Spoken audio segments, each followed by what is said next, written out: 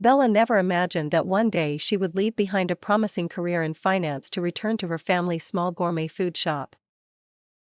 But when she received a call from her father informing her that Sinclair Fine Foods was on the verge of bankruptcy, she knew she couldn't just stand by. The gourmet shop her parents had built over 25 years wasn't just a business, it was a part of her childhood, woven into her fondest memories. As a little girl, she had stood behind the cash register, helping her parents pack jars of handcrafted jam and chatting with loyal customers. She understood that this shop wasn't just about selling food, it was about preserving a legacy. And so, she made what many considered an insane decision. She left her six-figure salary in finance to save her family's failing business. At first, no one believed that Bella could turn things around. Even Alexander, her brother, advised her to let it go and find another way to help their parents. "It's a sinking ship, Maddie," he had said while still in college.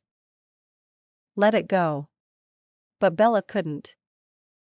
She saw potential where others only saw failure, and she knew that with the right strategy, the shop could not only survive but thrive.